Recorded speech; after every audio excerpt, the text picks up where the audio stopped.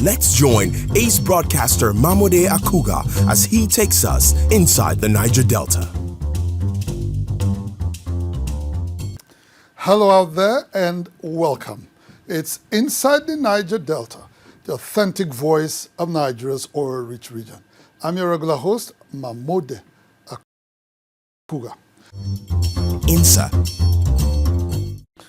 The Niger Delta Development Commission, NDDC, is currently training 3,000 young people from the 9 states of the region in high-demand skills in the oil and gas sector.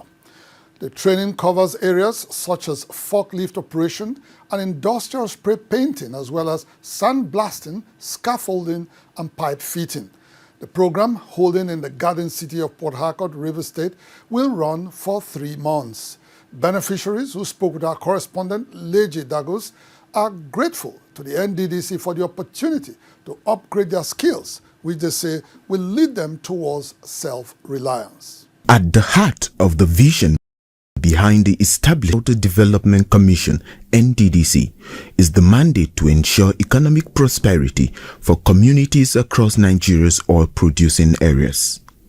To achieve this, the people of the region, especially the young and growing population, must possess the requisite skills and expertise to provide solutions, create value, and earn a sustainable living. Understanding this, the NDDC is training and empowering the youth with hands-on skills to take advantage of opportunities in the oil and gas industry so as to be able to make a living and contribute to the overall economic prosperity of the region. Currently, about 300 beneficiaries drawn from the 9 states of the Niger Delta are undergoing this training at different locations in Port Harcourt. Inside the Niger Delta, some of these beneficiaries. Today, I know what is sandblasting, and I can sandblast, I can paint. So I'm very happy for this program. And I also want to thank the NDDC for making this program a successful to come through. And I hope this program will impact my life. Yeah, I can never go back to that AKUGHA work again because I'm very happy because I will make myself a successful human being in life. With this privilege that NDDC give me to learn scaffolding, now I can boost myself that I can find myself in the industry where I can work as a scaffolder. I'm no longer jobless. With this skill, I can be able to feed my family and be able to raise a good family for myself. The training covers areas such as forklift operation, industrial spray paint and blasting. Others are scaffolding and pipe fitting. The NDDC Director of Commercial and Industrial Development, Lina Okara, spoke on the importance of the training. The idea for going into this 4 skills training is because of the needs in the industry. There's a high need for these skills in the industry, both oil and gas and the other manufacturing sectors, as well as the airline and so many uses for all these skills. So we had to invest in these skill sets, to get 300 people to train, to acquire this skill, to competitively get employed or do entrepreneurships, invest in those businesses and grow the economy. Upon completion, all participants would receive both local and international recognized certificates, with the NDDC also providing starter packs to help them launch their careers. In another development, the Regional Development Agency last week joined the rest of the world to celebrate the International Youth Day 2025. The NDDC organized seminars across the region where experts and resource persons encouraged the young ones in attendance to live a life of impact and purpose. Have today and tomorrow. And when you empower the youth, you unlock potential in them. And once the potential is unlocked, they now can make positive change in their communities and in their environment. In the Niger Delta region, there are a lot of grant programs that have taken place, and unfortunately, none of us feature there. So they're going to have to communicate more effectively. They're going to disseminate information that will make youths to be, not to wait for Niger Delta alone, because there are a lot of grant opportunities. Blessing Ekeng and Basi Ekanem are some of the participants at the NDDC International Youth Day event in Calabar, Cross River State. There should be an enlightenment on certain situations of drug abuse. There should also be sponsorships for skills, like to create skillful opportunities. Let's say braiding of hair, they can bring people that can teach the youth certain skills in order for them to not just be in a certain environment or a certain kind of, let's say they want to do only educational, but they also can be creative in order to earn living. I will advise the government more focus on the children and the youth. Mindset changes everything around you. So if you are still if you're still physicated on a particular mindset, it just tends to change your life. Data from the United Nations shows that half of the 8.1 billion people on our planet are 30 years or younger, and this is expected to reach 57% by the end of 2030.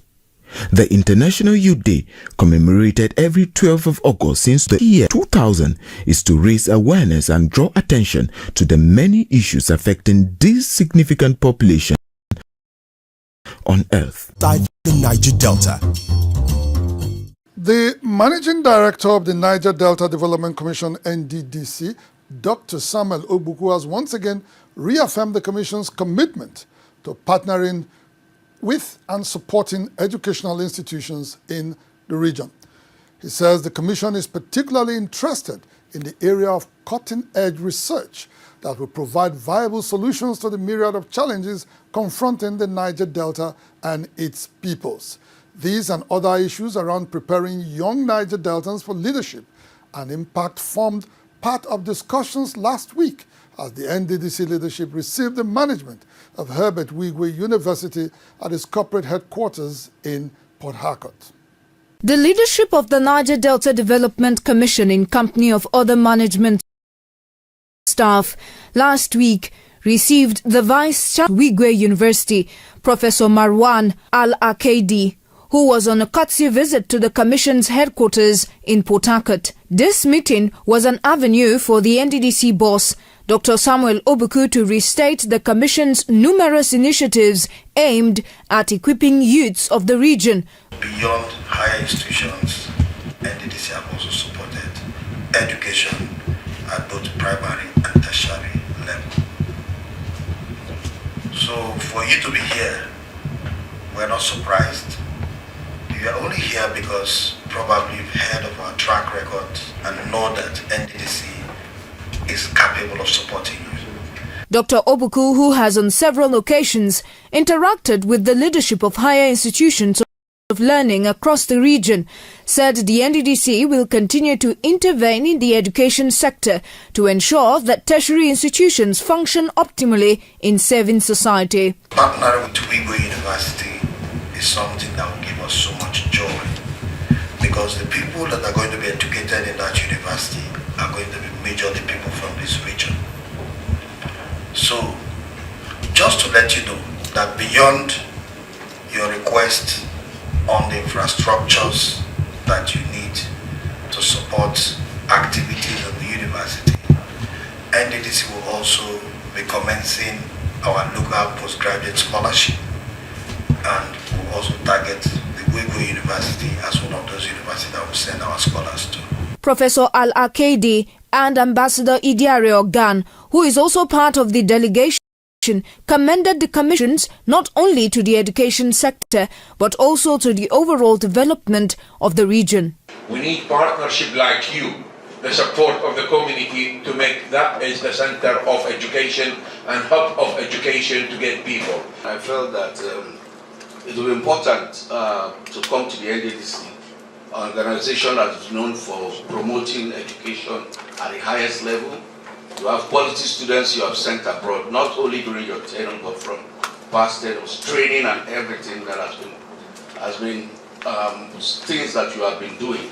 So it's not out of place that the Wigwe University Vice Chancellor is here to solicit support. In another development, the Commission last week organized a high-level capacity building workshop for staff in the Directorate. Commission disclosed that the training was to increase their capacity for efficient service delivery across their various spheres of influence.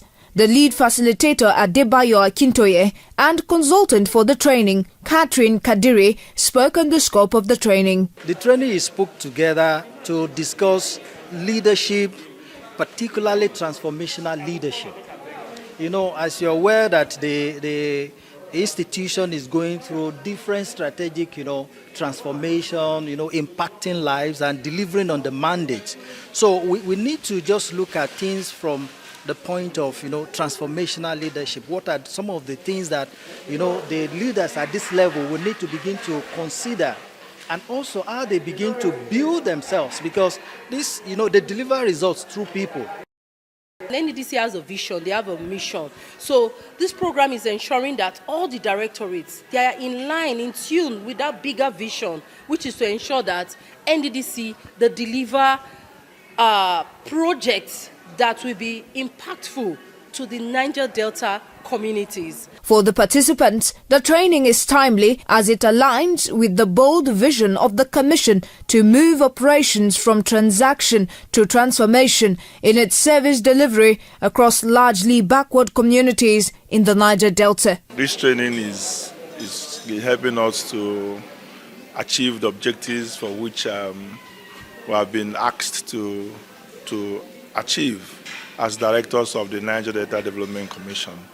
We are expected to be team leaders, we're expected to lead, we're expected to have emotional intelligence, we're expected to make subordinates to work and to aspire to be like us. So if we don't have that emotional intelligence, we won't be able to mentor, we won't be able to provide leadership, we won't be able to achieve objectives. This training, I'm very sure that we shall improve as staff in terms of service delivery to make sure that we align fully with the vision of the MDC. The leadership of the Commission had earlier disclosed its commitment to developing staff capacity and ensuring that they are adequately motivated to deliver on the mandate of the NDDC, noting that this initiative is just one out of several efforts in that direction. Inside the Niger Delta. Delta State Governor Right Honorable Burewuri has restated his administration's commitment to providing young Deltans with a conducive environment to learn and pursue their education. He said the goal is to adequately prepare them to compete with their counterparts across the globe and equip them for leadership roles in the 21st century. Governor Burewuri stated this last week while hosting the winners of the 2025 World Basic Schools Debate Championship held in Doha, Qatar, who are students from public schools in the state. A few weeks ago, this set of 5 students who are from public schools in Delta State won the National Basic Education Debate Championship. On their way to represent Nigeria in World Basic Education Debate Championship in Doha, Qatar, they met with the governor, Right Honorable, who charged them to make Delta and Nigeria proud. Living up to this charge, the pupils returned in style after beating their peers from across the world to emerge as the 2025 World Champions. At a recently held event in their honor at the Government House in Asaba last week, Best Debater of the tournament, Ekamate Splendor, speaking on behalf of the team, shared their experience. At the final round, when our names were being called out as the world champions, we could barely hold back our tears. We saw the flag of Nigeria rise. We heard the crowd cheering, and that moment we knew that we had written the name of Delta State on the heart of everyone watching us from all over the world. Teachers and parents of these bright minds were full of pride and excitement. Governor Burewuri was particularly excited to receive the trophy these young Deltans brought home. His Excellency, the trophy the Delta State won in Qatar That's much of wisdom. That is really organized. He commended the pupils for their exceptional performance, noting that they are shining examples of what young people can achieve when given the right opportunities. We are very optimistic that you will emerge victorious. And I'm indeed happy that you lived up to expectations. In recognition of their achievement, the governor announced a cash reward of 20 million naira to each of the 5 students, and each of their handlers will also take home the same amount. On behalf of the government and people of Delta State, 5 of them, the state government will give them 20 million each.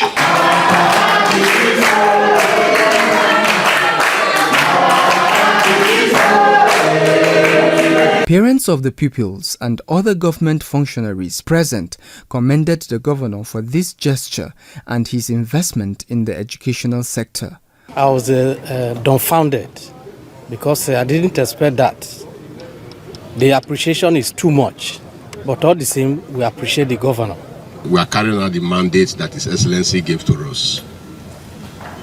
The mandate is we must return the public schools to its old glory. To that glory where all of us attended public school. And this is of what we can get with adequate funding, adequate organization, and adequate reorganization of the structure of our primary and secondary schools. For the state government, this is evidence of its sustained investment in both infrastructure and teacher quality. The state is confident that this is just one of many wins to come. Inside the Niger Delta. AKUGHA Group, oil and gas, dredging, power and air transportation. AKUGHA Group, petroleum product sufficiency, energy sustainability and infrastructure development. NDDC at 25.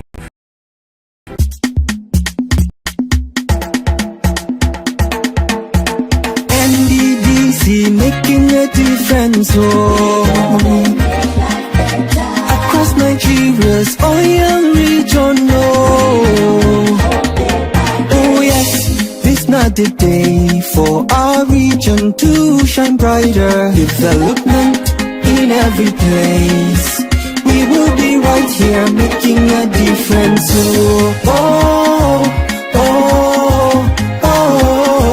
NDDC, NDDC,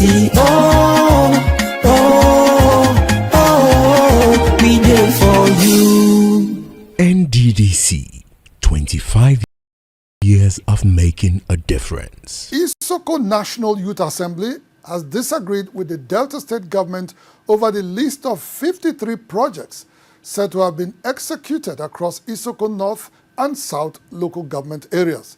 The youth group, while acknowledging the massive infrastructure drive of the Right Honorable Sheriff Obrewari-led administration across the state, maintained that several projects the government claimed to have located in Isoko land are either non-existent or abandoned. Other issues the Isoko Youth Assembly raised during its recent stakeholders meeting include the abandoned Niger Delta Development Commission NDDC electricity project in Ozoro and the all-important Uzeri Patani Road project. Several Isoko groups and stakeholders have in recent times accused the Delta State government of marginalizing Isoko North and South local government areas in its project delivery across the state. The allegations have continued to generate controversy, prompting the State Commission Rural Roads and Public Information, Mr. Charles Anyago, to dismiss them. Anyago outlined about 53 projects which, according to him, have been completed, are ongoing, or have received approval across Isoko Nation since the Obrewari administration came into office in May 2023. We hope that anybody who has any demand, you are free. democratically speaking, to make such demands. But such demand must be made in such a way that we understand that you are making the demand without having to play politics that does not sit with the demands. However, the President of National Assembly Worldwide, Comrade Eniwake Orogun, along with some youth leaders from across the two Isoko local government areas, did not agree with the Commissioner's position. Some of them are projects that were awarded and even commissioned by the previous administration. It therefore reduces the response of establishing 53 projects in Isoko drastically. Some of them were not done in this administration. My problem is that Abiara is a community with almost 9 villages to 11 villages, and they have only one project out of 53 projects. With the community I came from, we have 11 other wells. With that, nothing, there is no project that is cited in Lotoway. No project. While acknowledging Governor Oborevri's strides, they insisted that more needs to be done to address the lingering socio-economic challenges facing the Isoko people, particularly the issues of youth unemployment, poor road networks, and inadequate healthcare and educational facilities. The Isoko Youth Assembly also appealed to the Niger Delta Development Commission, NDDC, to recommence work on its stalled infrastructure projects in the area. This includes the Uzere Patani Road and the 30 MVA and the 132 over 33 kilovolt substation in Ozoro. What we have witnessed here in Isoko is that we have abandoned projects, our streets, littering our communities that were started by the NDDC some 10 years, 15, 20 years ago. To date, there's no sign of completion. And then we said, instead of awarding new contracts, NDDC should focus on completing these ones that are there. All these abandoned projects that have been listed, you should call the contractors to order to see how they can address these issues. Even the federal government, the one we have in the federal government, the one in NDDC, we are speaking to the relevant stakeholders. They also expressed disappointment over the non-compliance of the Petroleum Industry Act (PIA) by several oil companies operating in Isoko Nation. According to them, it is unacceptable that their communities continue to be severely affected by oil exploration and environmental degradation, trapped in neglect and unemployment. They urge the government, the NDDC and IOCs in the interest of justice and fairness to take decisive action in addressing these long-standing issues for the overall upliftment and empowerment of the people who have continued to contribute so much to the economic prosperity of the nation. Inside the Niger Delta.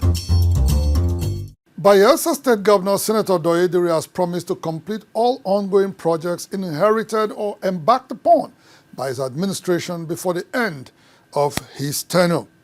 The governor, who also dismissed detractors and skeptics questioning his administration's commitment to development, made this known last week during the State Executive Council meeting held at the Government House in Yanagua. Inspection exercise which saw him visit some ongoing projects in the state recently, Governor Doyediri joined members of his cabinet at the 169th Executive Council meeting, where he briefed them on the progress based on his on-the-spot assessment. The governor said that his administration has continued to break barriers. We have proven everybody wrong. That everywhere you go is by boat. That, oh, the terrain is so bad, so you can land, you cannot do road to those places. And today, we are proving it wrong. That our terrain is not too bad, that roads can get to these places. If you can go there to collect oil, you can also construct road to those places. He went on to dismiss critics who he said are only concerned about disrupting development efforts rather than the welfare of the people. Anybody that is kicking my leg, I will not look at you. I will not fall. My focus and my attention is on the goal that I want to score. And the goal is to complete our jobs before we leave. Governor Diri further explained that his administration has carefully distributed projects across the 3 senatorial zones of the state to ensure equity, balance and inclusiveness, thereby changing the development narrative of Bayelsa State. He, however, appealed to all Bayelsans to show greater cooperation and support to the government in order to ensure that development is achieved for all.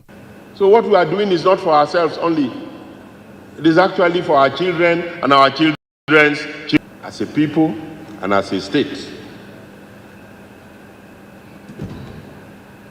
Let us see our own contributions individually and collectively towards the growth and the development of this state. Some of the governor's signature projects include the 22.2-kilometer Yenegua-Oporoma-Ukubi Road, the 42-kilometer Sagbama-Ekeremo Road, the Ernest Ekoli Media Complex, as well as numerous bridges, schools, and hospitals. Also, several projects were recently initiated for the benefit of the people. These include the ongoing 9-story Civil Servants Secretariat, the 25,000 capacity stadium, and the 60 megawatts gas turbine plant, all of which are strategically designed to improve the landscape of the glory of all land state. Inside the Niger Delta. Well, that's the size of our package for today on the program.